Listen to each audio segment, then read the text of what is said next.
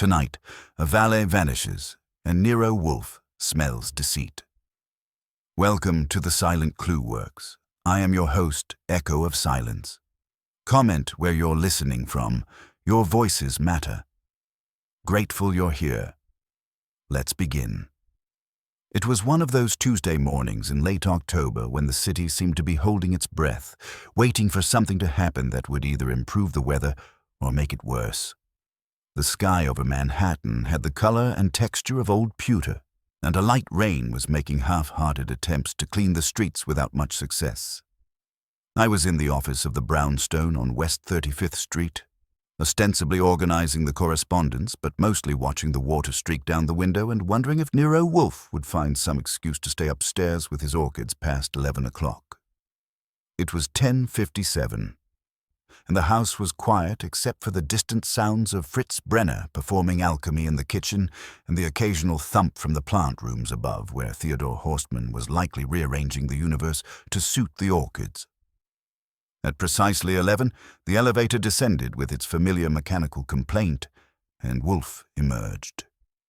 He was, as always, an impressive sight, a seventh of a ton of genius wrapped in a yellow shirt and brown suit that could have housed a small family.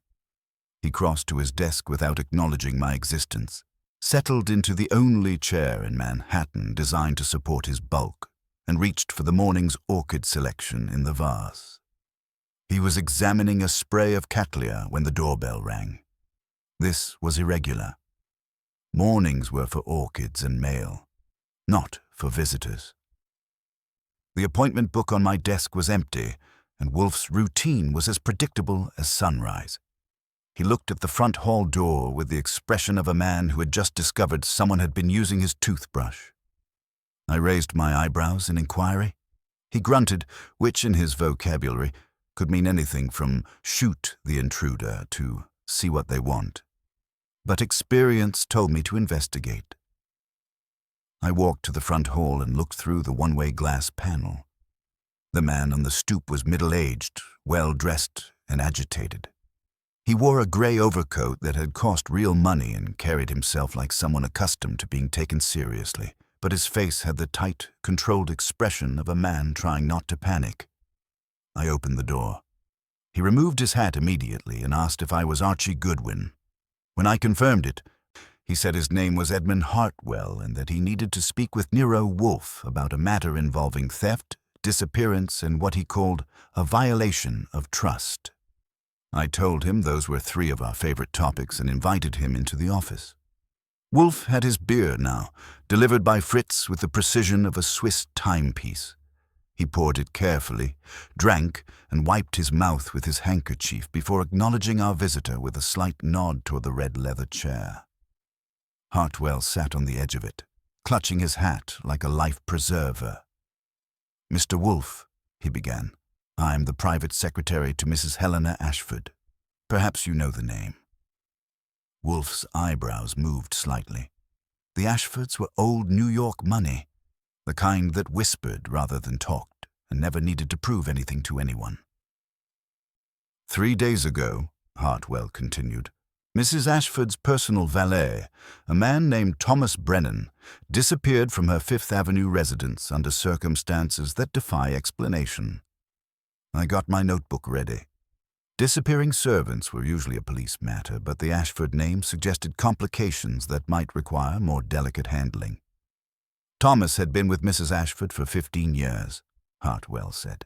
He was completely trustworthy, knew all her habits and preferences, and managed her personal affairs with absolute discretion. On Sunday evening, he went to her private study to prepare her correspondence for Monday morning. The study has only one entrance, which Mrs. Ashford always keeps locked when she's not present. Thomas had the key. At 9 o'clock, I knocked on the door to ask him a question about her Tuesday schedule. There was no answer. Wolfe drank beer and waited. Hartwell swallowed and continued. We assumed he had finished and left, though it was unlike him not to report to me before departing. Monday morning, he did not appear for work. This was unprecedented. I went to his room in the servants' quarters and found it exactly as he had left it, with no indication of travel or departure. His personal effects, his clothing, even his wallet were all in place. But Thomas was gone. The police? Wolfe asked without opening his eyes. Mrs. Ashford preferred to handle the matter privately, at least initially. We made inquiries, checked hospitals, contacted his few known associates. Nothing. But yesterday, Mrs. Ashford made a disturbing discovery. A small leather portfolio that she keeps in her study safe was missing. It contained certain documents relating to her late husband's business dealings, documents that could be embarrassing to several prominent families if they became public. Now Wolfe's eyes opened. The safe was opened? No, sir. The safe was not tampered with. But Mrs. Ashford distinctly remembers placing the portfolio there on Saturday evening, and on Monday it was gone. Thomas was the only other person who knew the combination. Wolfe frowned. You suspect the valet of theft? No, sir, I do not. Thomas Brennan was offered a substantial bribe 2 years ago to provide information about Mrs. Ashford's social calendar to a gossip columnist. He reported the attempt to me immediately and refused the money. He was a man of principle, Mr. Wolfe. If he has vanished and the documents are missing, I believe someone has used him to gain access to Mrs. Ashford's private papers, possibly by coercion or worse. Wolfe was silent for a long moment. Finally, he asked, Why do you come to me rather than the police? Because Mrs. Ashford values discretion above all else, and because Thomas once told me that he had served at a private dinner where you were a guest. He said you were the only man he had ever met who could identify the vintage of a wine by the sound it made being poured. He spoke of you with great respect, Mr. Wolfe. That did it. Wolfe's vanity, properly appealed to, was stronger than his reluctance to work. He looked at Hartwell with something approaching interest. Very well, he said. Archie, your notebook. Mr. Hartwell. We shall require a complete account of Sunday evening, a list of everyone with access to the house, and Mrs. Ashford's permission to examine the study. If Thomas Brennan has been made to disappear, we shall discover how and why. I opened my notebook. The rain was still falling, but inside the brownstone, the game had begun. Hartwell spent the next 30 minutes providing details with the thoroughness of a man who kept duplicate records of his duplicate records. Once Wolfe had committed to the case, information flowed from him like water through a broken dam. The Ashford household, he explained, was not large, but was precisely organized around Mrs. Ashford's preference for privacy and routine. Besides himself and the missing Thomas Brennan, the permanent staff included Mrs. Keating, the housekeeper, a cook named Mrs. Gable, 2 maids, and a chauffeur called Martin, who lived above the garage. There was also Mrs. Ashford's nephew Julian, who had been staying at the residence for several weeks while waiting for some trust fund business to resolve itself. Wolfe listened with his eyes closed, his fingers drumming slowly on the arm of his chair. When Hartwell finished the roster, Wolfe asked about Sunday evening specifically. Mrs. Ashford had entertained 3 guests for dinner. Her cousin, Gerald Ashford, a Mrs. Pauline Driscoll, who served on charity boards with her, and Vincent Carstairs, a lawyer who handled certain family legal matters. They had arrived at 7 and departed by 10:15, with Hartwell personally seeing them out. During the evening, Mrs. Ashford had retired to her sitting room upstairs around 8:30 to make telephone calls, while Thomas had taken the key to the study to prepare her Monday correspondence. The study itself, Hartwell continued, is on the 2nd floor at the end of a corridor. 1 door, no accessible windows, and a skylight that was sealed years ago. Mrs. Ashford's safe is behind a portrait of her late husband, and only she and Thomas knew the combination. I asked about the nephew Julian. Hartwell's expression tightened slightly. Mr. Julian went out for the evening around 7:30. He returned shortly after 9 while we were still trying to locate Thomas. He seemed unconcerned about the situation. Wolfe opened his eyes. You will arrange for Mrs. Ashford to come here at 4 o'clock this afternoon, accompanied by the nephew. I will also require interviews with the 3 dinner guests. Archie will examine the study immediately and speak with the household staff. He paused to drink beer. If Mrs. Ashford objects to any of these conditions, we decline the case. Hartwell assured him there would be no objections, gathered his hat and coat, and departed with the relieved air of a man who had successfully transferred his burden to someone with broader shoulders. When the door closed, Wolfe shifted his weight and fixed me with a look that meant my afternoon had just been planned for me. "The locked room is a distraction," he said. "Focus on the people and their access to both Thomas and the safe. Also, examine the physical evidence they may have overlooked in their concern for propriety." I retrieved my coat and headed for Fifth Avenue through a rain that had decided to take its job seriously. The Ashford residence was one of those limestone fortresses that looked like it had been designed to repel social climbers rather than armies. A butler who could have doubled as a prison warden admitted me and escorted me to Mrs. Ashford, who was waiting in a library that smelled of leather bindings and old money. Helena Ashford was a woman in her 60s with steel-grey hair and eyes that had seen everything twice and been impressed by very little of it. She received me without rising from her wing-back chair, measuring my worth in about 3 seconds and apparently finding it adequate for her current needs. "Mr. Goodwin," she said in a voice that had never needed to be raised, "I trust Mr. Wolfe understands the importance of discretion in this matter." "Discretion is his specialty, Mrs. Ashford," I assured her. "Now, about Sunday evening, Mr. Hartwell mentioned your nephew Julian was out. Julian went to his club and returned around 9:15. He has been staying with me while certain financial arrangements are finalized." Her tone suggested this was a trial she bore with Christian resignation. Hartwell led me to the study, which was exactly as advertised. One door, sealed windows, and the atmosphere of a room where important decisions were made in private. I examined the French doors that led to a terrace. They were locked and alarmed, with no sign of tampering. The desk was orderly, with only a faint impression on the blotter where someone had written heavily on paper that was no longer there. I asked to speak with the staff separately.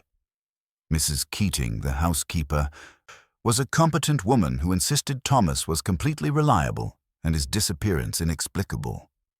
The cook, Mrs. Gable, was more forthcoming.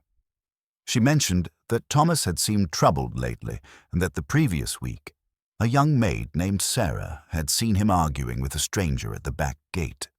Sarah herself was nervous but eager to help. "It was a tall man in a dark coat," she said. "They were whispering, but Thomas looked angry. He told the man to leave and never come back. And Sunday night, when Thomas came to the kitchen for water before going to the study, he seemed resigned, like he had to do something he didn't want to do." Julian Ashford I found in the conservatory, lounging among the ferns with a cigarette and an air of studied boredom. He was in his late 20s with the soft Ashford features and eyes that moved too quickly. "You're the detective," he said before I could introduce myself. "The fat man's assistant. Frankly, I think Thomas just got tired of the old lady's demands and bolted. Can't say I blame him. With nothing but the clothes on his back." Julian shrugged. "Maybe he had a stash somewhere. You never know with servants." When I mentioned the missing portfolio, his cigarette paused halfway to his lips. "Who said anything about papers?" "Just wondering if you knew what might be worth stealing." "I don't know anything about Uncle's old business records," he said quickly. "Probably boring legal stuff anyway." I left him to his smoke and asked Hartwell to show me the basement. It was a maze of storage rooms and a wine cellar, dusty and cluttered. In the corner, behind a rack of vintage Bordeaux, I found what I was looking for. Disturbed dust on the floor and a small, dark stain on the concrete. Fresh blood, not much, but enough to tell a story. I examined the walls with my flashlight and found a coal chute door high on the wall. The rust around the latch had been scraped away recently, and it opened to the alley behind the house. "He didn't vanish," I told Hartwell, who had gone pale at the sight of the blood stain. "Someone brought him down here, probably unconscious, and took him out through the coal chute. Which means you either had an intruder who knew the house very well, or an accomplice inside. I drove back to the brownstone with the blotter paper in my pocket and a clear picture forming in my mind. Thomas Brennan hadn't walked away from his job. He had been removed, forcibly and carefully, by someone who understood both his routines and the house's layout. The question now was whether we were looking for a kidnapper or a murderer, and whether Julian Ashford's nervous denials were worth the breath he had wasted on them. Wolfe was going to hate the physical evidence, but he was going to love the human complications. I parked and went inside to deliver both. Wolfe was at his desk with the afternoon mail when I returned, sorting correspondence with the methodical precision of a man who considered most human communication an affront to his intelligence. He looked up as I entered, took in my expression, and set aside a letter from his orchid supplier without reading it. I handed him the sheet of blotter paper I had lifted from Mrs. Ashford's study and gave him the full report while he held it up to the window light. The physical evidence painted an ugly picture. Thomas Brennan had been taken from the basement, unconscious and bleeding, through a coal chute that opened onto the alley behind the house. Someone had planned this carefully, someone who knew the house layout and Thomas's routines. The maid Sarah's account of the argument with a tall stranger suggested an outside accomplice, but the precision of the operation pointed to inside knowledge. Wolfe set the blotter paper on his desk and produced a soft pencil from his drawer. He rubbed the side of the lead gently across the surface, and gradually the ghost of Thomas's last written words emerged. 2 telephone numbers appeared, along with what looked like a street address and the notation 50,000 written 3 times in increasingly heavy strokes. Thomas Brennan was under pressure, Wolfe observed. These numbers were written with considerable force, suggesting urgency or distress. The repetition of the sum indicates it was central to whatever arrangement was being discussed. He set down the pencil and reached for his beer. "Call Lon Cohen. Have him identify these telephone exchanges." I dialed the Gazette and caught Lon between deadlines. The first number belonged to a payphone in the Carlisle Hotel lobby. The second was registered to a Vincent Carstairs at a downtown law office. I reported this to Wolfe, who grunted with satisfaction. So Thomas was in communication with the family lawyer, either directly or through an intermediary at the hotel. The sum $50,000 suggests the approximate value of Mrs. Ashford's missing portfolio. Wolfe glanced at the clock. We shall learn more at 4 o'clock when Mrs. Ashford arrives with her nephew. They appeared precisely on time. Helena Ashford entered with the controlled dignity of a woman accustomed to managing crises, while Julian followed with the nervous energy of someone who would rather be anywhere else. I showed them to their chairs and prepared to take notes. Wolfe wasted no time on pleasantries. "Mrs. Ashford, your valet did not disappear voluntarily. He was forcibly removed from your house through a coal chute in the basement. There is blood evidence. This is now a kidnapping case, possibly worse." Mrs. Ashford's composure cracked slightly, but she held her ground. "Mr. Wolfe, I cannot involve the police. The scandal would be ruinous." Thomas understood the delicate nature of his position. "Then you will explain exactly what makes your missing portfolio worth kidnapping a man to obtain." She glanced at Julian, who was studying his shoes with intense concentration. "Perhaps Julian should wait in your front room." "No," Wolfe said firmly. "If Mr. Ashford is to remain under suspicion, he will hear what we discuss." Julian's head snapped up. "Suspicion? What exactly are you implying?"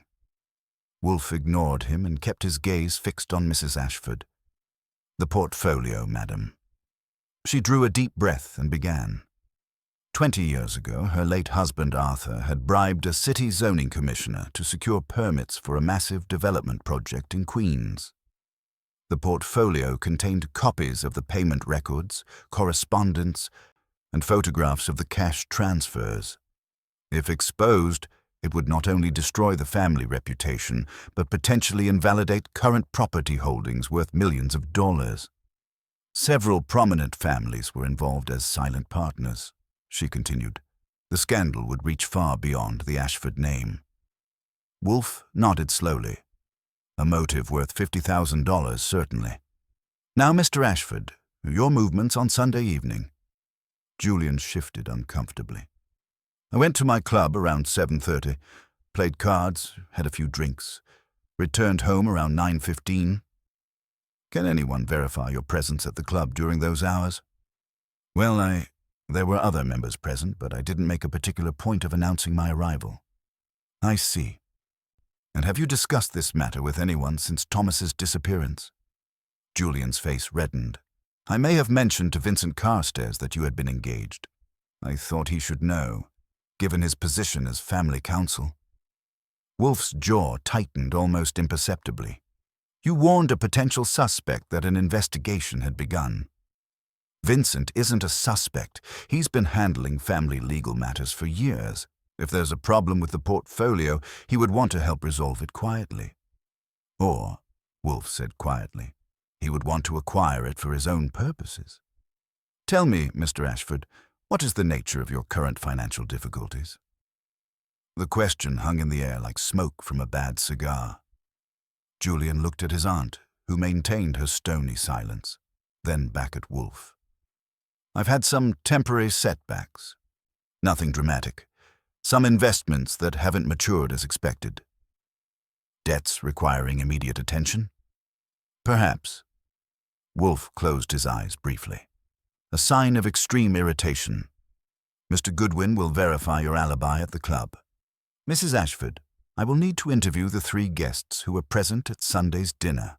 Your cousin Gerald, Mrs. Driscoll, and Mr. Carstairs. You will arrange for them to be available tomorrow. Vincent will be suspicious if I suddenly request a meeting. Then you will tell him the truth. Thomas has disappeared, and I am investigating. His reaction will be instructive. After they left, I sat at my desk and looked at Wolfe. Julian's lying about something. Maybe the time he returned. Maybe what he told Carstairs. Maybe both. Undoubtedly. But Julian Ashford lacks the nerve to orchestrate a kidnapping. He is weak, desperate, and foolish, but not violent. However, he may have provided information to someone who is. Wolfe picked up the blotter paper again. These telephone numbers suggest Thomas was either negotiating or being threatened. The lawyer Carstairs interests me particularly. Want me to pay him a visit? Tomorrow. Tonight, call Saul Panzer. Have him watch Carstairs' office and residence. If our lawyer is involved, Julian's warning may prompt him to take precipitous action. I reached for the phone. The circle of suspects was forming. A desperate nephew, a family lawyer with access to dangerous secrets, and 2 other dinner guests with their own potential motives. Somewhere in that circle was the person who had turned Thomas Brennan's loyalty into a liability. The question was whether we would find him before he decided that a kidnapped valet had become too dangerous to keep alive. Saul Panzer answered on the second ring, which meant he had been waiting by his telephone with the patience of a professional who understood that surveillance work began the moment you accepted the assignment. I gave him Carstairs' office address, home address, and physical description, along with Wolfe's instruction to watch but not interfere. Saul acknowledged with his usual economy of words and assured me he could begin immediately. Within an hour, Vincent Carstairs would acquire a shadow more competent than his conscience and considerably more persistent.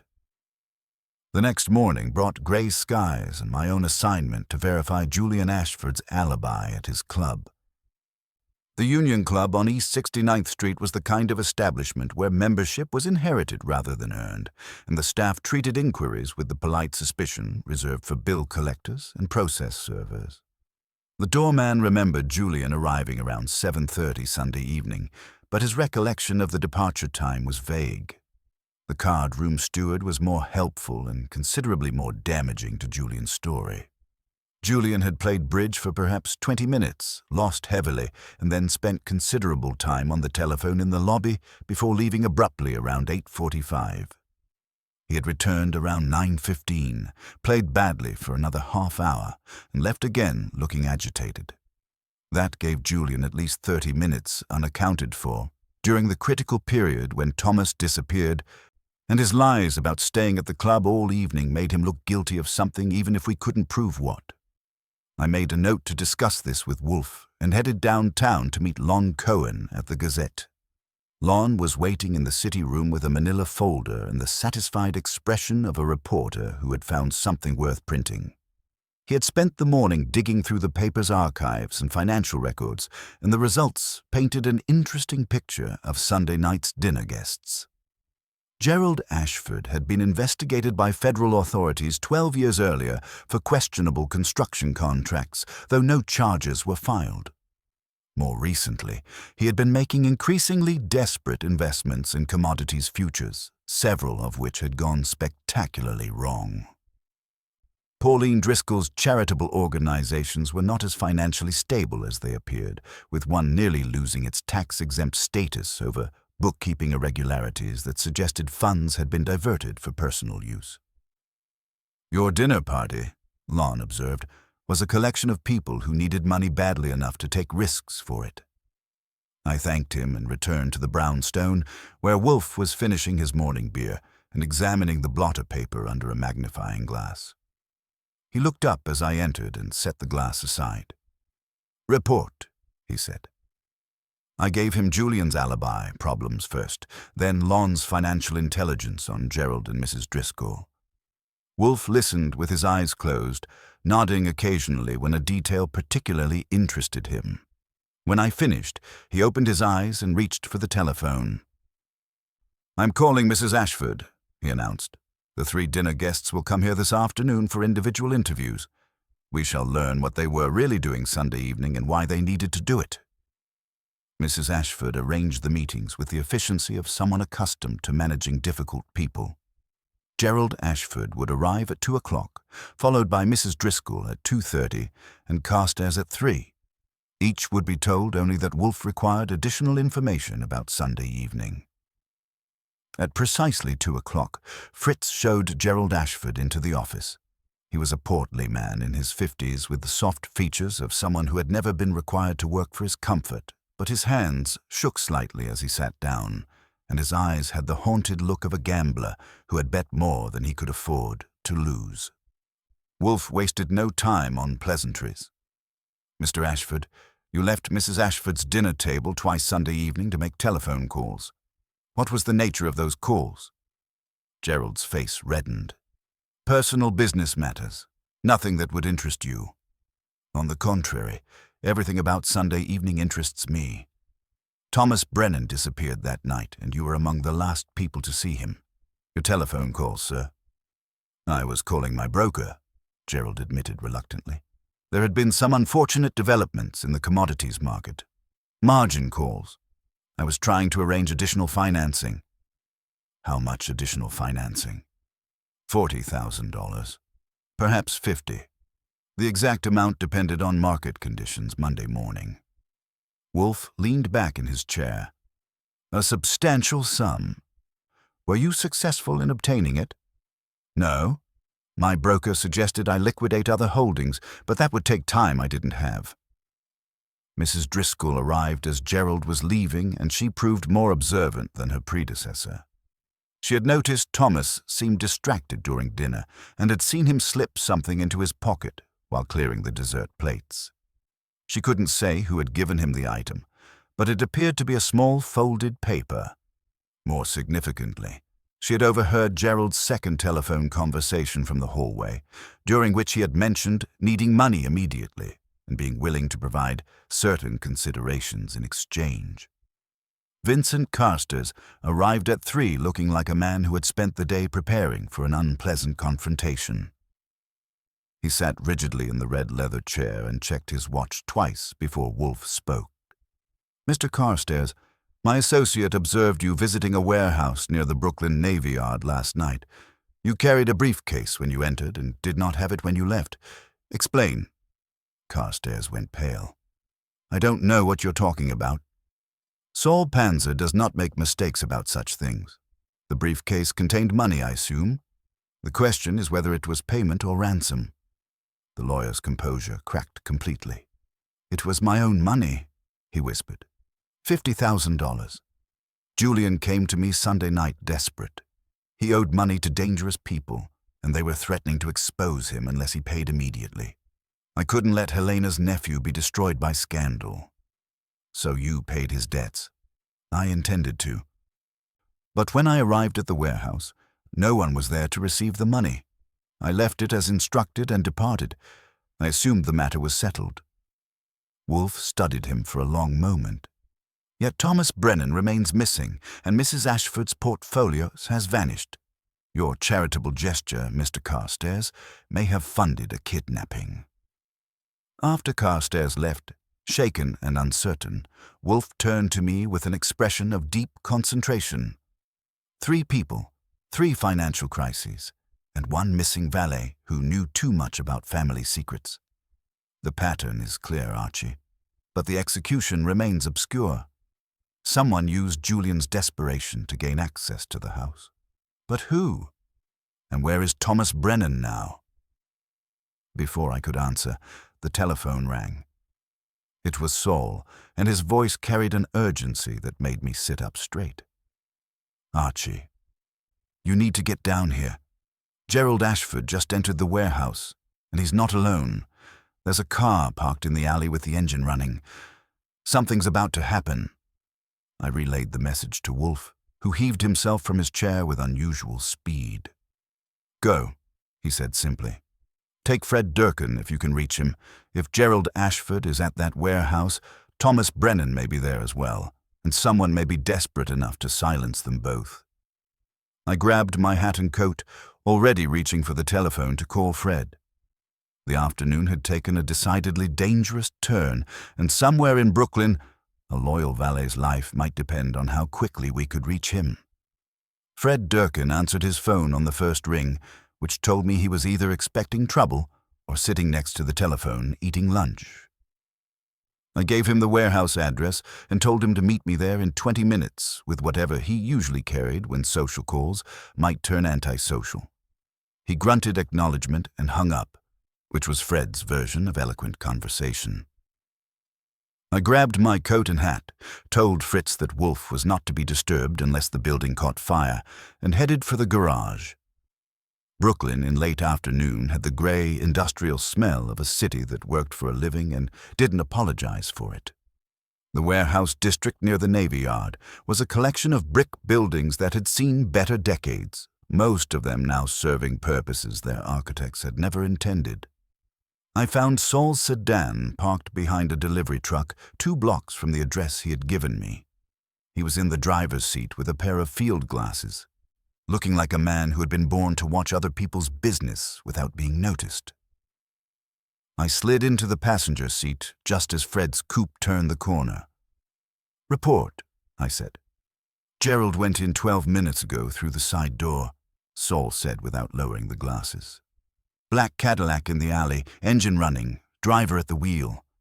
No one else visible, but there's movement on the 2nd floor. Curtains shifted twice when Gerald arrived." Fred joined us, filling the back seat and bringing the comfortable presence of a man who had never met a problem he couldn't solve with his hands. I studied the warehouse through Saul's glasses. It was a 3-story brick structure with most of its windows boarded or broken, the kind of place where legitimate business had given way to activities that preferred privacy over proper lighting. "Any sign of Thomas?" I asked. "Not yet, but someone's being careful about sight lines. This isn't amateur hour." Saul lowered the glasses and looked at me. "What's the play?" "We go in quiet and see what we're dealing with. If Thomas is in there, we get him out. If it turns into a shooting gallery, we retreat and let the police buy the tickets." I checked my watch. "Fred, you watch the alley and that Cadillac. Saul and I take the side entrance." We left the sedan and approached the warehouse using the shadows of adjacent buildings. The neighborhood was mostly deserted at this hour, with only the distant hum of traffic and the occasional cry of gulls overhead. The side door Gerald had used was slightly ajar, hanging crooked on hinges that had seen better maintenance. I tested it carefully and found it opened without resistance, though the hinges announced our arrival with a squeal that could wake the dead. The interior was a cavern of dusty light and stacked crates, smelling of damp concrete and old oil. Voices echoed from somewhere above us, and I caught Gerald Ashford's distinctive whine raised in what sounded like protest or fear. Saul and I moved toward the sound, keeping to the shadows and stepping carefully around debris that littered the concrete floor. A metal staircase led to a catwalk that ran along the second floor. The voices were clearer now. Gerald, definitely frightened, and another man whose tone was calm, controlled, and coldly professional. We climbed the stairs slowly, testing each step before putting our full weight on it. From the catwalk, I could see through a grimy window into what had once been a supervisor's office. Thomas Brennan sat in a wooden chair with his hands bound behind him, his face bruised but his posture erect. He looked like a man who had been through hell but refused to let it break his dignity. Standing near him was Vincent Carstairs, no longer the nervous family lawyer, but someone altogether more dangerous. Gerald paced near the window, wringing his hands. "The arrangement was simple, Gerald," Carstairs was saying. "You provide access to the house. I handle the rest. Thomas cooperates, everyone gets what they want. But your nephew's involvement has complicated things considerably." "I never told Julian anything specific," Gerald protested. "He figured it out on his own when he saw me taking money from you. What was I supposed to do?" "You were supposed to keep him out of it. Now Wolfe is involved, and that fat detective knows too much for comfort." Carstairs moved closer to Thomas. "Perhaps it's time to reconsider our approach to obtaining cooperation." I had heard enough. I stepped through the doorway with my hand positioned to suggest a weapon I didn't actually have. Saul moved simultaneously to cover the other angle, and the element of surprise bought us the 3 seconds we needed to establish control. "Nobody moves," I said with more confidence than I felt. "Thomas, you all right?" "Mr. Goodwin," Thomas said with evident relief. "I'm somewhat worse for wear, but I will survive this indignity." Carstairs assessed the situation with the quick calculation of a professional who recognized when odds had shifted unfavorably. Gerald simply looked terrified, his face the color of old newspaper. I kept my eyes on Carstairs while Saul moved to untie Thomas. "Vincent Carstairs, family lawyer and part-time kidnapper," I observed. "You've been busy, grabbing Thomas from the basement, holding him here for 3 days, trying to force him to give up the safe combination. Gerald provided the inside information, but you did the planning." Carstairs remained calm. "You're guessing, Goodwin. The blood in the basement matches the cut on Thomas's head. The coal chute was opened from inside during Sunday's dinner, and Thomas here has been your unwilling guest ever since." I glanced at Gerald. "What I don't understand is why you thought kidnapping would work when Thomas had already proven he couldn't be bought." Gerald found his voice, though it emerged as barely more than a whisper. "Vincent said if we could get the portfolio, it would solve everyone's problems. My debts, Julian's gambling losses, even Mrs. Driscoll's charity troubles. The documents were worth millions to the right people." "Or the wrong people," Thomas said dryly. "Your moral compass, Mr. Gerald, has always pointed toward expedience rather than true north." Footsteps on the stairs announced Fred's arrival, and behind him came 2 figures that made the situation considerably more complicated. Julian Ashford appeared in the doorway with a revolver in his shaking hand, followed by a pale but determined Mrs. Driscoll. The tableau froze as everyone reassessed their positions. "Put the gun down, Julian," I said carefully. "This is already more complicated than anyone intended." Julian's hand trembled, but he kept the weapon pointed generally in our direction. "I can't let you take them. If the police get involved, everything comes out. The family will be destroyed." Thomas spoke from his chair, his voice carrying an authority that made everyone turn toward him. "Mr. Julian, I've served your family for 15 years. I've kept its secrets and protected its reputation, even when individual members tested my loyalty. If you fire that weapon, you will destroy the very thing you claim to be protecting." The moment stretched thin, and I watched Julian's face work through fear and desperation towards something that might have been resignation. The gun lowered slowly, and Mrs. Driscoll stepped forward to take it from his hand with surprising firmness. "Thank you," I said, meaning it. I looked at Thomas and saw him smile slightly despite his bruises. "Mrs. Ashford will be relieved to know you're safe." "And the portfolio?" he asked. "Still missing, but that's a problem for another day. Right now, let's get you home and let Wolfe sort out who did what to whom." We made our way back to Manhattan with a car full of conspirators and one loyal valet, leaving the warehouse to the Brooklyn police and whatever explanations our passengers could provide. But as I drove through the gathering dusk, I had the uncomfortable feeling that we had rescued Thomas and captured the small fish, while the real architect of the scheme remained safely out of reach. Wolfe was going to want answers, and I wasn't sure we had found the right questions yet. We returned to the brownstone just as the city's evening lights began to pierce the gathering dusk, bringing with us a collection of individuals who looked considerably less composed than they had at Mrs. Ashford's dinner table 4 days earlier. Thomas Brennan sat beside me in the front seat, his bruised face set in lines of quiet dignity despite the ordeal he had endured. In the back, Gerald Ashford huddled against the window like a man trying to disappear into the upholstery, while Julian stared at his hands with the hollow expression of someone whose world had collapsed around his ears. Mrs. Driscoll maintained her poise, but I noticed her gloved hands trembling slightly as she smoothed her skirt. Fritz met us at the door with the efficient concern of a man who understood that hospitality was both an art and a form of intelligence gathering. He took one look at Thomas's condition and immediately began organizing tea, sandwiches, and a guest room while directing our other passengers to the front room with the polite firmness he usually reserved for unwelcome encyclopedia salesmen. I escorted Thomas directly to the office, where Wolfe was waiting behind his desk with the patient immobility of a spider who had felt tremors in his web. Wolfe's eyes took in Thomas's bruised face and disheveled appearance with the clinical assessment of a man who preferred his violence theoretical rather than practical. He indicated the red leather chair with a slight nod and waited while Thomas settled himself with careful dignity. Fritz appeared with a tray of refreshments, and only when Thomas had taken some tea and color had returned to his face did Wolfe speak. "Mr. Brennan, you have survived an experience that would have broken lesser men. I trust you are capable of coherent testimony." "I am quite well, sir.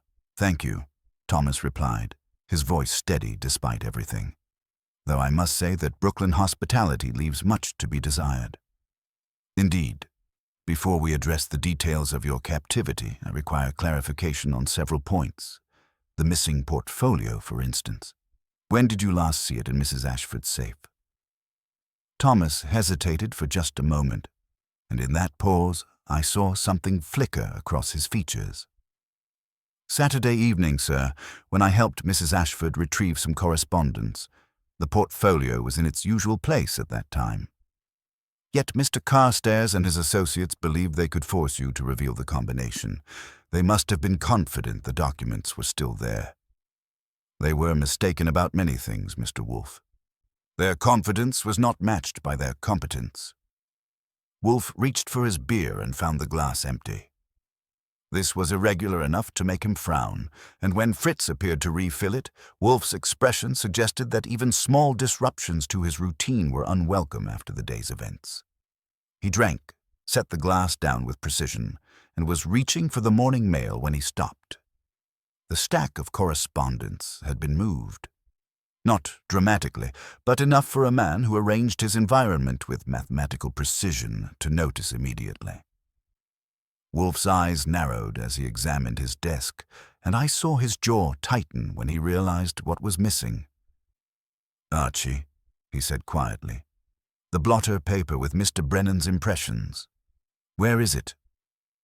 I moved to his desk and confirmed what his expression had already told me. The sheet of paper we had used to reveal Thomas's last written notes was gone, along with the evidence of the telephone numbers and the repeated notation of $50,000. In its place was only a faint smudge of graphite dust and the knowledge that someone had violated the sanctity of Wolfe's office. "Fritz," Wolfe called, his voice carrying an edge that made everyone in the room straighten. "Who has been in this office during our absence?" Fritz appeared in the doorway, his face troubled. "Mr. Hartwell came by, sir, about an hour after you left. He said he had remembered something important about Sunday evening and needed to speak with you urgently.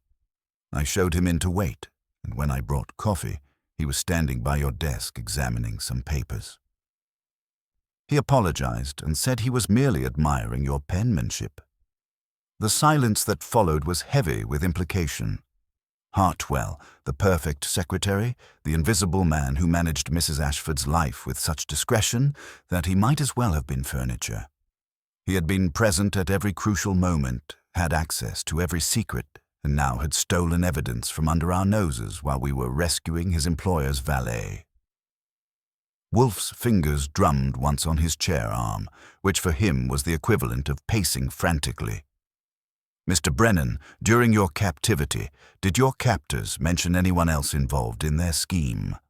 Anyone who might have provided information about the household routines or the location of important documents?" Thomas considered this carefully. "Mr. Ray Carstairs spoke several times by telephone with someone he called our inside source. He never used a name, but the conversations suggested this person had detailed knowledge of Mrs. Ashford's habits and schedule. I assumed it was Mr. Gerald, but now I wonder if their information came from elsewhere. From someone who could enter Mrs. Ashford's study at will, examine her papers, and determine the location of sensitive documents," Wolfe murmured. "Someone who knew your routines well enough to predict when you would be in the study Sunday evening. Someone who could arrange for your removal without arousing immediate suspicion." I was beginning to see the shape of it now, and it was considerably more complex than a simple kidnapping for ransom. If Hartwell was involved, then we were dealing with a long-term conspiracy that had used Gerald's desperation and Julian's weakness as cover for something much more sophisticated. The missing blotter paper suggested that Hartwell was still actively working to protect his interests, which meant the case was far from over. "Bring him here," Wolfe said, reaching for the telephone. "Tell him Thomas has recovered his memory and recalled crucial details about his abduction. If he hesitates, mention that Mrs. Ashford specifically requested his presence." I dialed the number, and Hartwell answered with suspicious promptness, as if he had been waiting by the phone. When I delivered Wolfe's message, he agreed to come immediately, though I detected a note of strain beneath his usual professional courtesy. He would arrive within the hour, and when he did, we would learn whether the perfect secretary's composure could survive direct confrontation with Nero Wolfe. As I hung up the phone, I looked at Thomas, who was watching the proceedings with an expression of growing understanding. The loyal valet had endured kidnapping and threats to protect his employer's secrets, but the real betrayal had come from within the household itself. The man who managed Mrs. Ashford's correspondence and appointments had been selling her trust to the highest bidder, and now we would discover exactly how high that bidder had been willing to go. Wolfe settled back in his chair with the satisfied air of a man who had found the loose thread that would unravel the entire tapestry. The warehouse rescue had been only the beginning. The real confrontation was yet to come. And it would take place right here in the office, where Nero Wolfe preferred to conduct his business, and where Edmund Hartwell was about to discover that some secrets were too dangerous to steal. Hartwell arrived at 8:15, punctual as always, but carrying himself with the careful precision of a man walking across thin ice. Fritz showed him into the office, where Thomas sat in the red leather chair, his bruised face a visible testament to the ordeal he had survived. For just an instant, Hartwell's professional composure flickered as he took in Thomas's presence, but he recovered quickly and moved to the yellow chair with his usual efficiency. "Mr. Wolfe," he said, settling himself with practiced dignity, "I came as soon as I received your message." I trust Thomas is recovering well from his unfortunate experience." Wolfe regarded him with the patient attention of a naturalist observing a particularly interesting specimen. "Mr. Brennan is indeed recovering, though the circumstances of his disappearance have raised several disturbing questions. Questions that require your assistance to answer. Of course, anything I can do to help resolve this matter." "Excellent. Then you will explain why you visited this office during my absence today and removed evidence from my desk." Hartwell's expression remained carefully neutral, but I noticed his hands tighten almost imperceptibly on the arms of his chair. "I'm afraid I don't understand. I did wait here briefly when Fritz said you were out, but I certainly didn't disturb anything." "Fritz observed you examining papers at my desk. A sheet of blotter paper bearing telephone impressions has disappeared. That paper contained evidence directly relevant to Thomas's kidnapping. I may have glanced at some correspondence while waiting, but I took nothing. Perhaps the paper was mislaid." Thomas spoke from his chair, his voice carrying quiet authority despite his injuries. "Edmund, I have known you for 8 years. You have many admirable qualities, but deception has never been among them. Your left eye twitches when you lie, just as it's doing now." Hartwell's composure cracked slightly, but he maintained his position. "Thomas, you've been through a terrible ordeal. Perhaps your perceptions are not entirely reliable." Wolfe leaned forward, his massive frame conveying an impression of irresistible force. "The blotter paper contained telephone numbers, Mr. Hartwell. One belonged to Vincent Carstairs' office. The other was registered to a payphone at the Carlisle Hotel. Thomas had written both numbers, along with the notation $50,000, on Sunday evening before his disappearance. Those numbers represent a trail of communication that leads directly to the conspiracy that orchestrated his kidnapping. I still don't see what this has to do with me. Because you were the inside source that made the kidnapping possible. Gerald Ashford, Julian, even Mrs. Driscoll. All had financial motives but lacked the detailed knowledge required to execute such a plan. Someone with intimate access to Mrs. Ashford's household routines, her schedule, and Thomas's duties provided that information. Someone who could predict exactly when Thomas would be in the study Sunday evening. Hartwell was silent for a long moment, and in that silence I could almost hear the gears of his mind calculating odds and options. When he spoke again, his voice had lost its deferential tone. "You're speculating, Mr. Wolfe. Even if such a person existed, you have no proof of their identity. On the contrary, I have Thomas's testimony that his captors possessed detailed knowledge only you could have provided. I have the evidence of your theft from this office, demonstrating consciousness of guilt, and I have the logical certainty that no one else had both the access and the intelligence to construct such an elaborate scheme." Thomas turned in his chair to face Hartwell directly. "The man at the back gate, the one Sarah saw arguing with me last week. You arranged that meeting, didn't you? You told him when I would be alone, what route I would take through the house." Hartwell's mask finally began to slip. "You don't understand the position I've been in, Thomas. 20 years of managing their affairs, cleaning up their mistakes, watching them squander opportunities while we lived on their charity. Mrs. Ashford pays us adequately, yes, but we remain servants, invisible except when we make errors."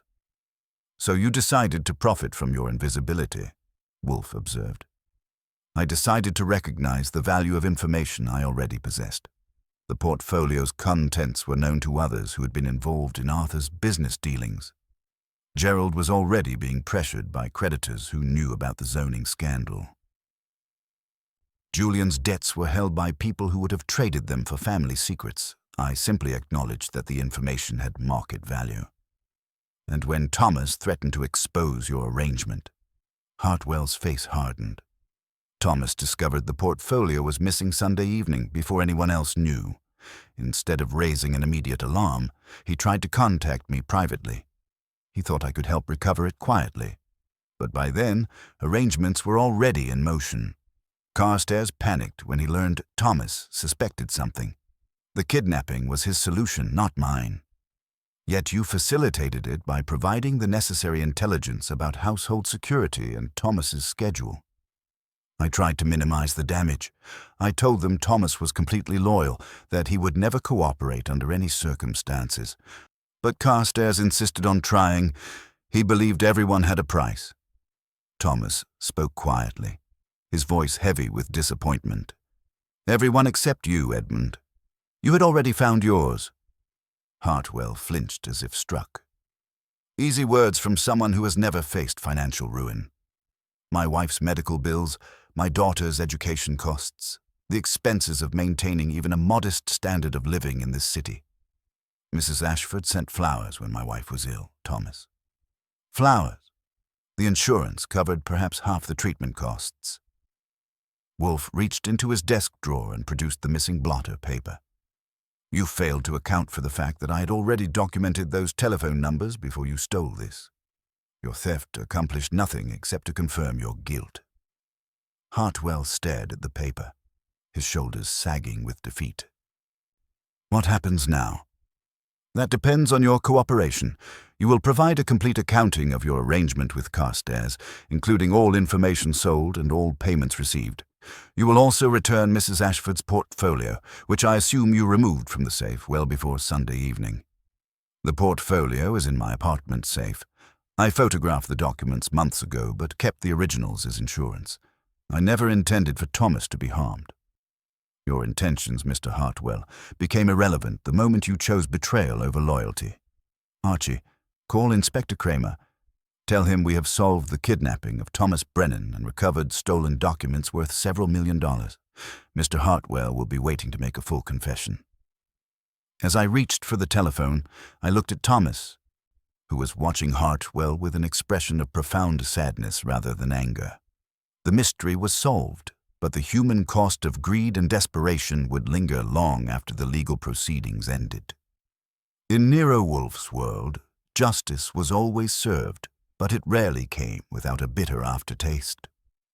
Inspector Kramer arrived 40 minutes later with Sergeant Stebbins and 2 uniformed officers, bringing with him the familiar aroma of cigar smoke and the weary resignation of a man who had learned that Nero Wolfe's successes invariably meant paperwork that would keep him at his desk until midnight.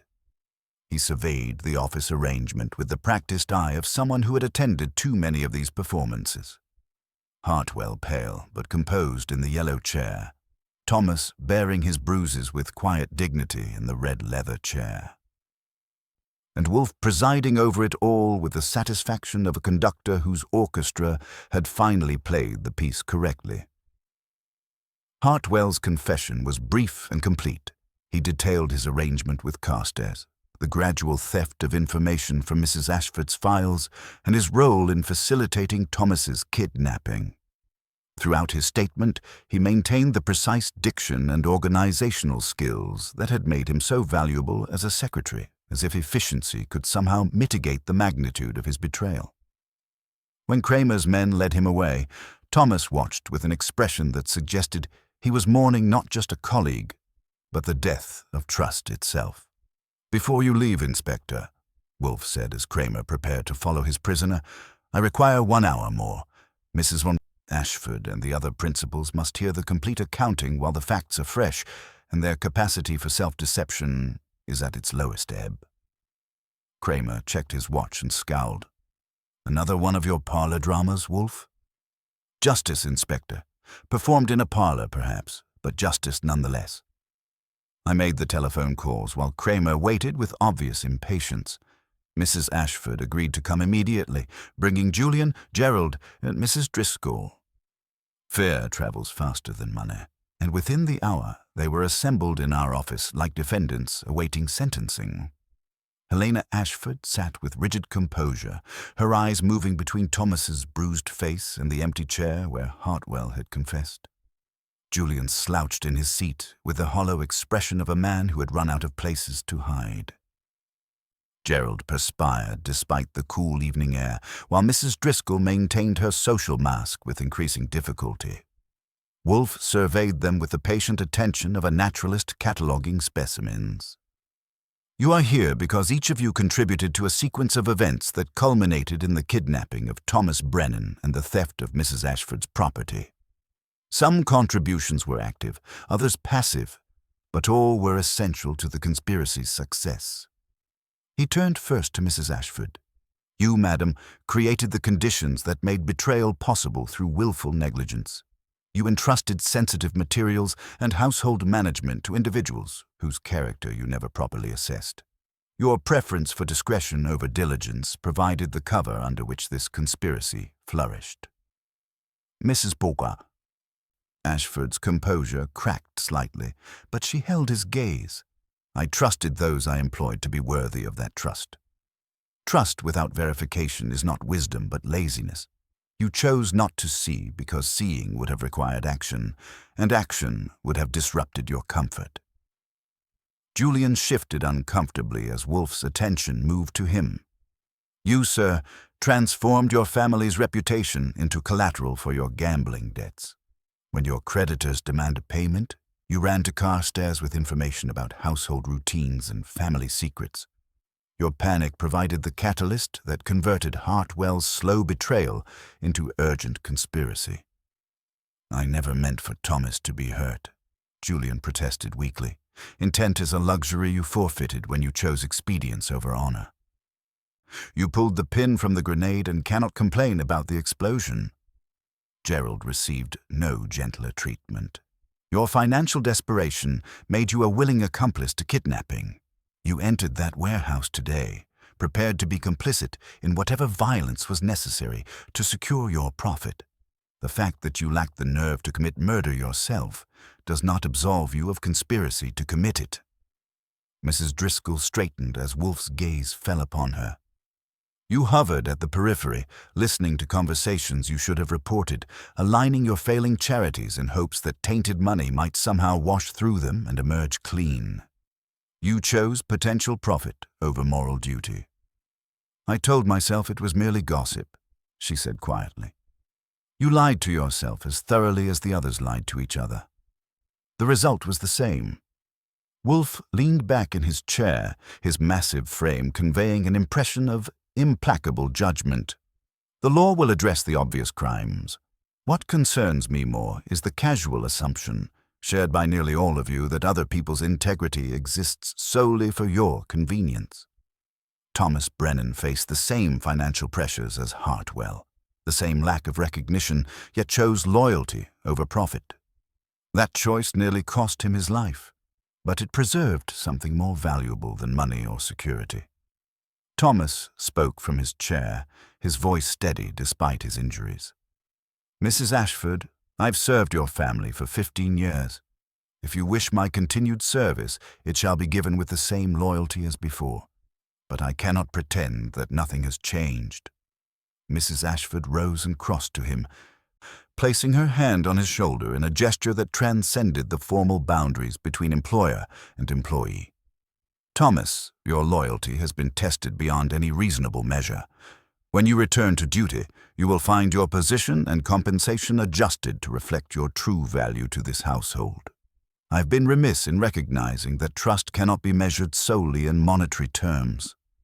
After Kramer departed with his prisoners, and the other participants had been dismissed to contemplate their futures, the office settled back into its familiar quiet. Thomas remained for a few minutes, studying the space where Hartwell had sat during his confession.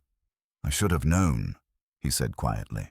There were signs I chose to dismiss as personal troubles rather than professional misconduct. Trust is a discipline, Mr. Brennan, Wolfe observed. It requires constant vigilance, but that vigilance must be balanced against the capacity for human connection. You erred on the side of loyalty rather than suspicion. In this instance, it nearly proved fatal, but it was not an error of character. And the others, Julian and Gerald, will face whatever consequences Mrs. Ashford deems appropriate. Their leverage over her has evaporated with the recovery of the portfolio. They are now dependent on her mercy rather than her fear. Thomas stood slowly, his movements careful but determined. I must return to the residence. Mrs. Ashford will need someone she can trust tonight. You are in no condition to work. Perhaps not to work, sir, but to serve. There is a difference. Service is not a transaction, but a discipline, as you said, Mrs. Ashford will require that discipline more than ever. After Thomas departed, carried back to Fifth Avenue by Saul Panzer with instructions to see him safely inside, Wolfe sat in contemplation for several minutes. The recovered portfolio lay on his desk, a collection of old papers that had destroyed 3 lives and nearly cost a 4th. Finally, he stirred and looked at me with an expression of weary satisfaction. "Archie, what distinguishes Thomas Brennan from Edmund Hartwell?" "Character," I said. Hartwell convinced himself that his service entitled him to a share of his employer's privileges. Thomas understood that service is its own reward. Precisely. Hartwell made the fundamental error of confusing loyalty with transaction. He believed that his years of faithful service had earned him the right to profit from his position. Thomas faced identical circumstances, yet chose to honor his obligations regardless of personal cost. Fritz appeared in the doorway to announce that dinner was ready.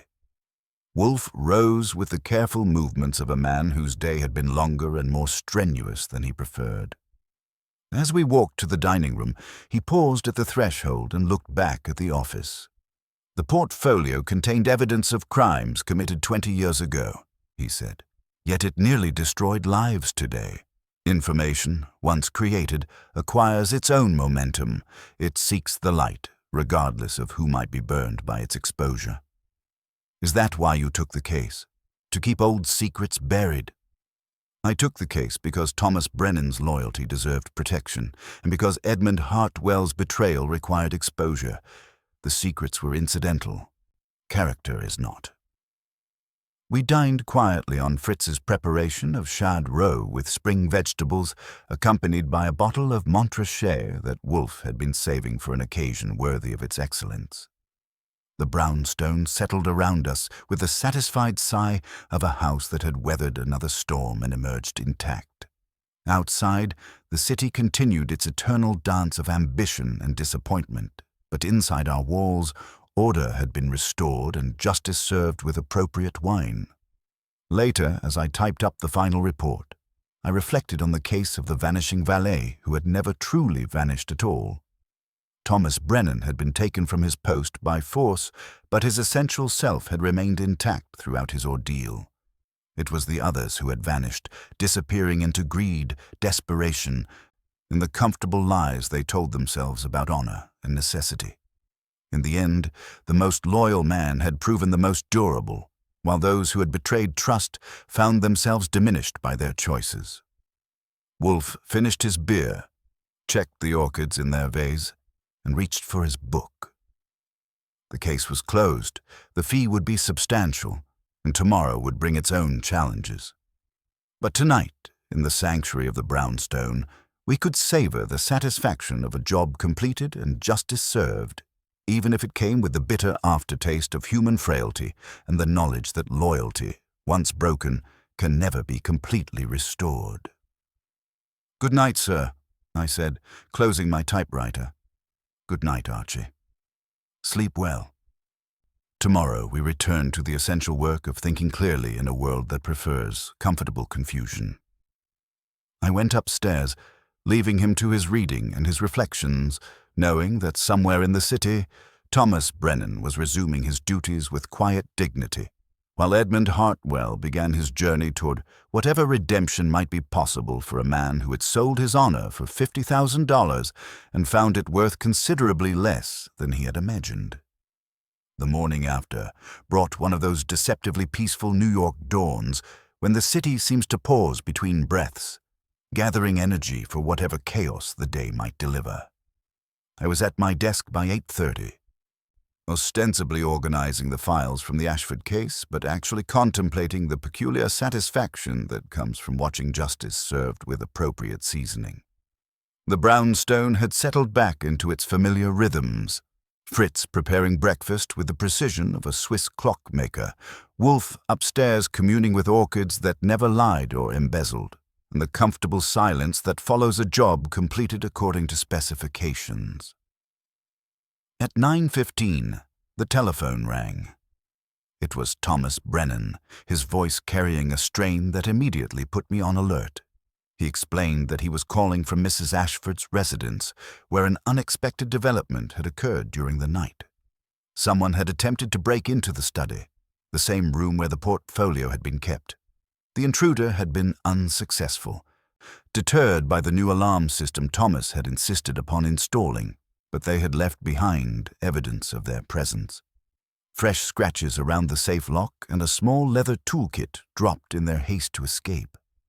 I told Thomas we would be there within the hour and hung up with the uncomfortable feeling that our case had developed complications we had not anticipated. When I informed Wolfe, who was reading the morning paper with his first beer, his expression shifted from mild annoyance to genuine interest. He set down his glass with deliberate care and fixed me with a look that suggested the orchids would have to wait. We arrived at the Ashford residence to find Thomas waiting in the library with Mrs. Ashford, both looking like people who had spent the night discovering that security was more fragile than they had imagined. The attempted break-in had occurred around 3 a.m, according to the alarm system's log. The intruder had gained access through a basement window that had been expertly jimmied, moved through the house with obvious familiarity, and headed directly for the study. Only the new electronic locks Thomas had installed after his ordeal had prevented entry to the room itself. Mrs. Ashford led us to the study, where the evidence of the attempted burglary was clearly visible. The scratches around the safe were fresh, made by someone with professional lock-picking tools, but insufficient time to complete the job. More interesting was the leather kit Thomas had found. Expensive tools of the sort used by experts, not common burglars. Wolfe examined them with the careful attention he usually reserved for rare orchids, noting their quality and the absence of any identifying marks. Thomas explained that he had been sleeping lightly since his return, a consequence of his recent ordeal, and had heard the alarm's soft chime in his quarters above the garage. By the time he reached the main house, the intruder was gone, leaving only the evidence of their unsuccessful attempt. The police had been notified, but had shown little interest in a burglary that had netted nothing and left minimal damage. Mrs. Ashford's composure, which had held through kidnapping and conspiracy, was beginning to show cracks. She asked why someone would attempt to break into a safe that no longer contained anything of value. The portfolio had been destroyed, its contents reduced to ash in her fireplace. What could possibly justify the risk of another break-in? Wolfe settled his bulk into a chair that protested under his weight and studied the safe with thoughtful attention. He asked Mrs. Ashford to describe exactly what she had burned the previous evening. She recounted taking each document from the portfolio, examining it briefly to ensure nothing was overlooked, then feeding it to the flames. The entire process had taken perhaps 20 minutes, with Thomas serving as witness to ensure complete destruction. But Thomas hesitated when Wolfe asked if he was certain all documents had been accounted for. He admitted that in his injured state, his attention had not been as sharp as usual. It was possible, he conceded, that something had been missed in the portfolio's contents, some item that had escaped both his notice and Mrs. Ashford's examination. Wolfe asked to examine the safe itself, and Mrs. Ashford provided the combination with obvious reluctance. Inside, the safe appeared empty except for jewelry and personal papers. But Wolfe's methodical search revealed something the previous examinations had missed. A thin manila envelope taped to the interior roof of the safe, positioned where it would be invisible unless someone specifically looked upward while inside the compartment. The envelope contained photographs, not documents. 8 black and white prints showing meetings, handshakes, and cash exchanges from 20 years past. The images were clear enough to identify faces, including several that belonged to men now holding positions of considerable power and influence in the city. Arthur Ashford appeared in 3 of the photographs, but he was clearly a participant rather than the architect of whatever conspiracy the images documented. Mrs. Ashford examined the photographs with growing alarm. These were not copies of anything from the portfolio.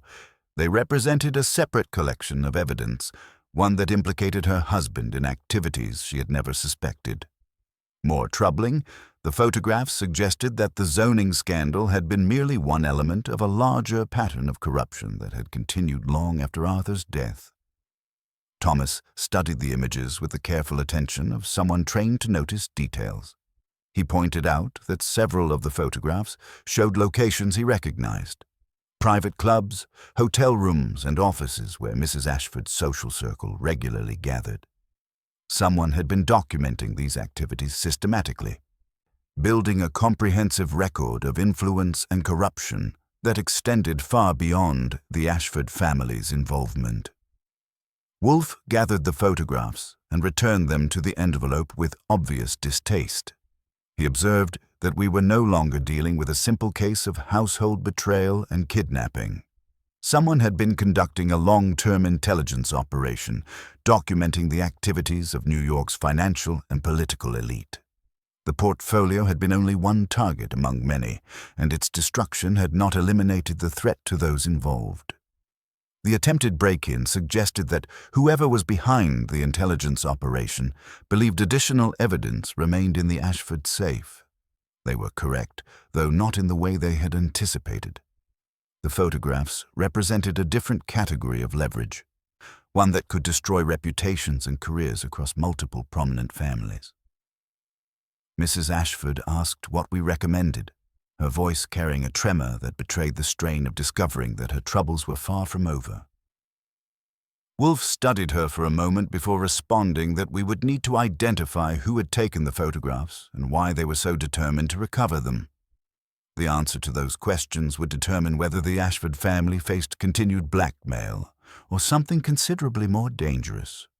As we prepared to leave, I noticed Thomas checking the locks and alarm system with the thoroughness of someone who understood that the night's intrusion had been reconnaissance rather than the main event. The Vanishing Valet affair had revealed depths we had not anticipated, and somewhere in the city, someone was planning their next move in a game whose rules we were only beginning to understand. Back at the brownstone, Wolfe arranged the photographs on his desk with the methodical precision he usually reserved for examining orchid specimens.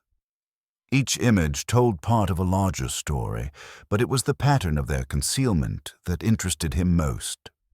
Someone had known exactly where Arthur Ashford would hide sensitive materials, someone familiar enough with his habits to predict his behavior 20 years after his death.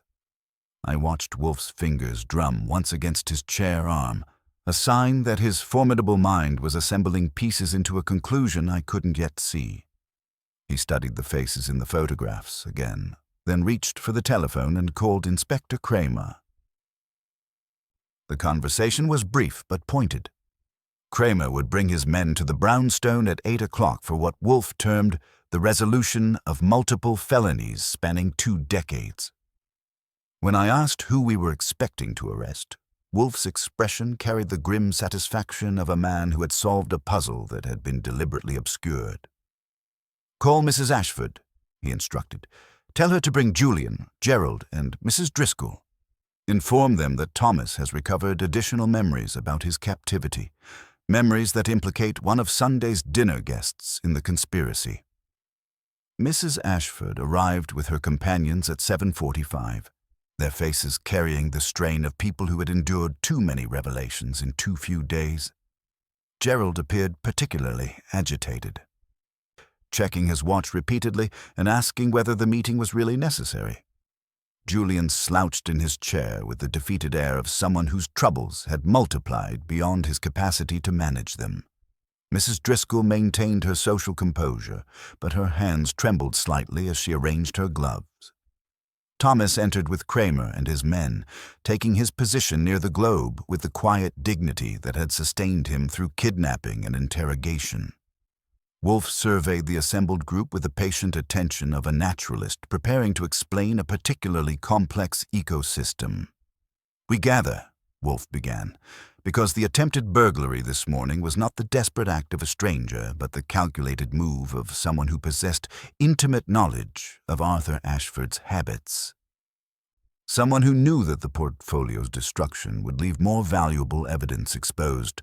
Someone who had waited 20 years for the opportunity to claim an inheritance of corruption.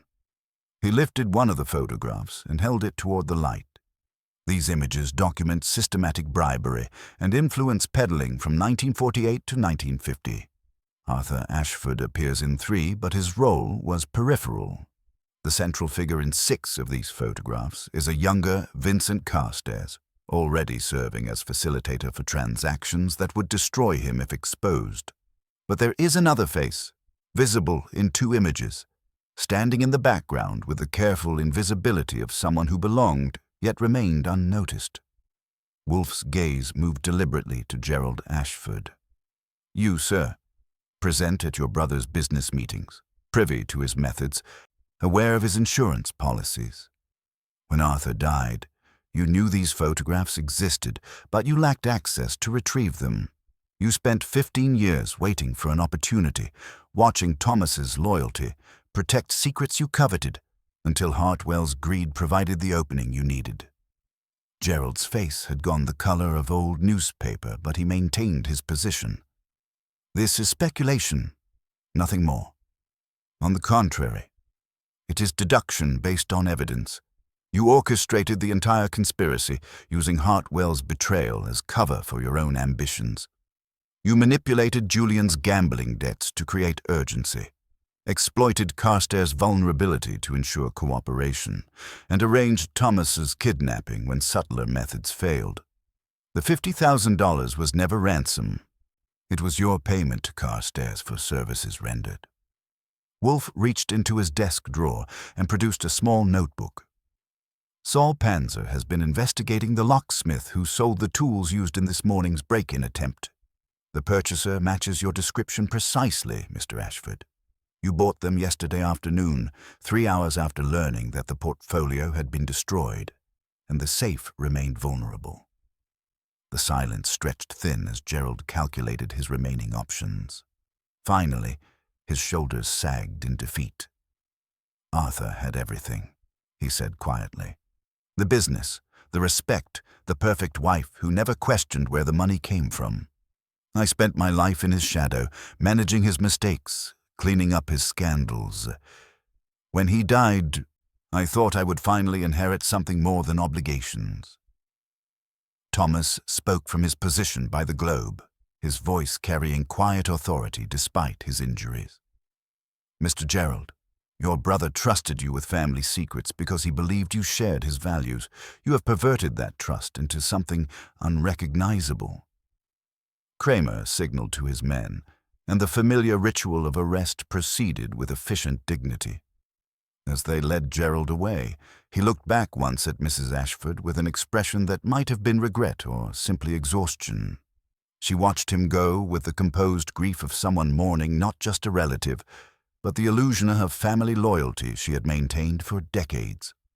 When the police had departed and the office had returned to its familiar quiet, Thomas remained standing at attention near Wolfe's desk. "Sir," he said, "I cannot adequately express my gratitude for your intervention. You have preserved not only my life, but the integrity of the household I serve." Wolfe waved away the thanks with characteristic impatience. "You preserved your own integrity, Mr. Brennan.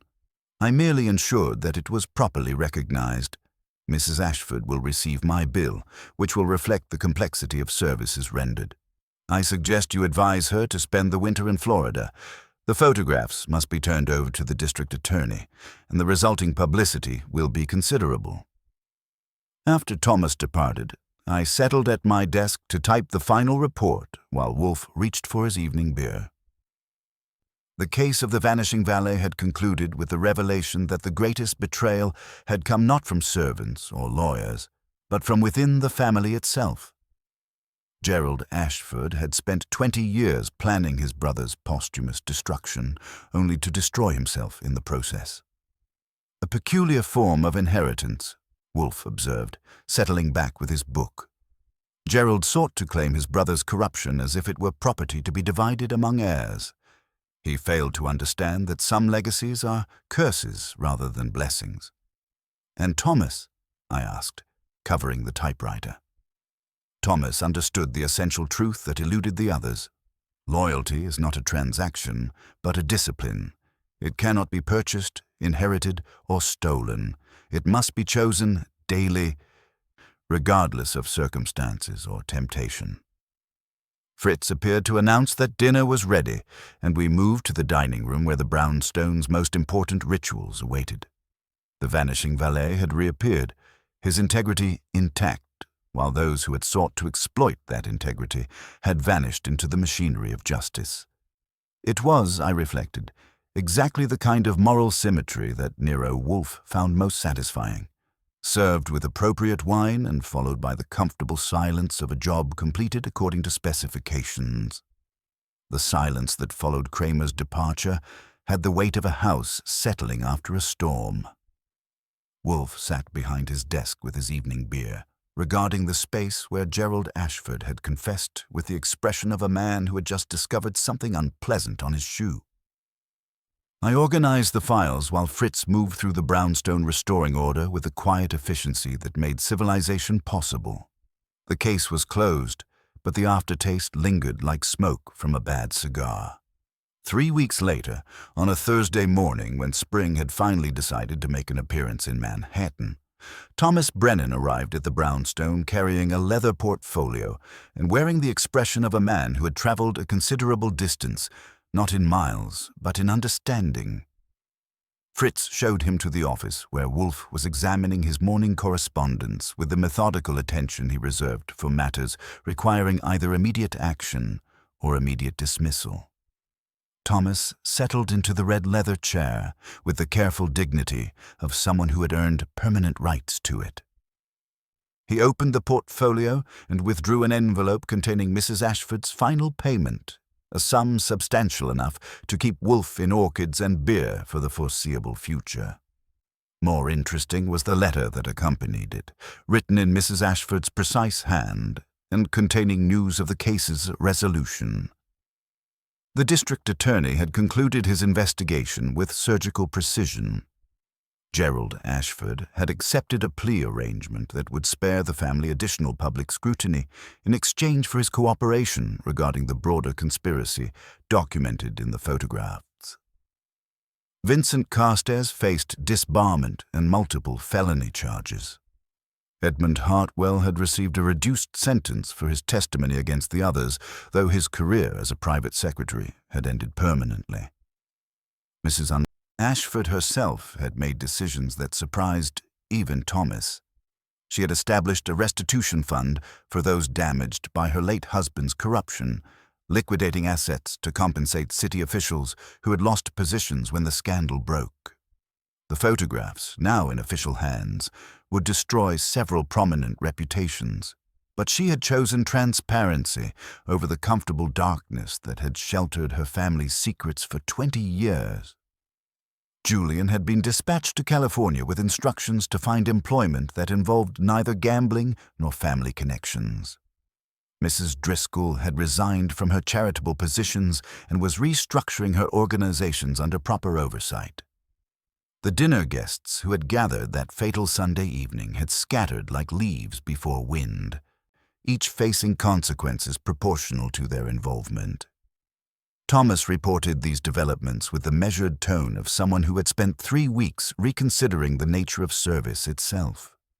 His ordeal had taught him that loyalty without judgment was merely obedience, while true service sometimes required challenging the very interests he was employed to protect. Mrs. Ashford had recognized this evolution, increasing both his responsibilities and his authority to act on his own judgment. Wolfe listened with his eyes closed, nodding occasionally when a detail particularly interested him. When Thomas finished, Wolfe reached for his beer and found the glass full, Fritz having anticipated his need with the precision that came from years of observation. "You have learned what Edmund Hartwell never understood," Wolfe observed.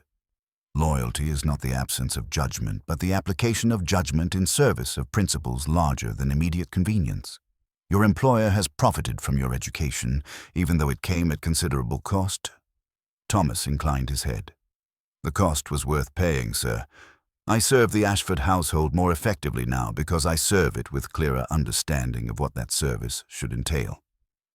After Thomas departed, declining Fritz's offer of refreshment with polite gratitude, I sat at my desk and contemplated the peculiar satisfaction that comes from watching people grow through adversity. The vanishing valet had returned not just to his position, but to a deeper comprehension of what that position required. Wolfe returned to his correspondence, but set it aside after a moment, his expression thoughtful. "This case differed from our usual work," he said. "Most conclude with punishment for the guilty. This one produced something closer to education for everyone involved." I considered this while organizing the final files. Gerald gets prison, but his real punishment is knowing his 20-year conspiracy accomplished nothing except his own destruction. Hartwell betrayed his position for money and gained only the understanding that some transactions cannot be reversed. Precisely. Even Julian and Mrs. Driscoll, who escaped criminal charges, must live with recognition of their moral failures. But Thomas emerged stronger because he was tested beyond what any reasonable person should endure. His ordeal taught him to distinguish between serving his employer's interests and enabling her mistakes. Fritz appeared to announce that lunch was ready, and we moved to the dining room where the day's menu promised compensation for the morning's philosophical exertions. Over Fritz's preparation of sweetbreads with mushrooms, accompanied by a chablis that Wolfe had been saving for an occasion worthy of its excellence, we discussed the case's implications for human nature and the peculiar ways that crisis reveals character. The vanishing valet affair had concluded not with dramatic confrontation, but with quiet recognition that justice takes many forms. Gerald's arrest satisfied legal requirements, but the real resolution lay in Thomas's return to service with deeper understanding, Mrs. Ashford's acceptance of responsibility for her family's history, and the scattered participants' recognition that some debts cannot be paid with money alone.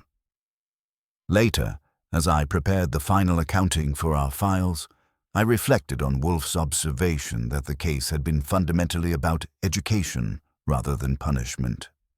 Thomas Brennan had vanished into a Brooklyn warehouse and emerged with his integrity intact, but his understanding transformed. The household he served had been stripped of comfortable illusions and forced to confront uncomfortable truths about loyalty, service, and the weight of inherited obligations. Wolfe finished his beer and reached for his book, settling into the afternoon routine that marked the successful conclusion of another case. The brownstone had weathered another disruption and returned to its proper rhythms, with Fritz managing the kitchen, Theodore tending the orchids, and Wolfe presiding over it all with the satisfied air of a man who had imposed order on chaos through the application of intelligence and principle. The photographs documented crimes from 20 years past, he said, closing the case file with finality. Yet they nearly destroyed lives today. Information, once created, acquires its own momentum, seeking light regardless of who might be burned by its exposure. We prevented that particular fire, but others will ignite elsewhere. Is that why you took the case originally?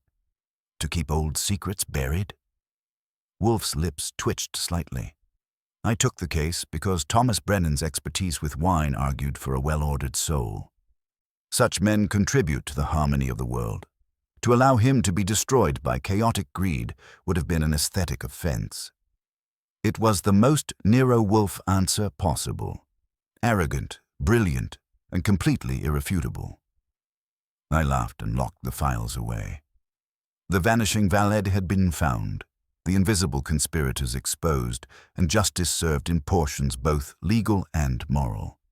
In our world, that was as close to perfection as human affairs ever achieved, and it was enough to justify the excellent wine and the comfortable silence that followed a job completed according to the highest standards of the profession.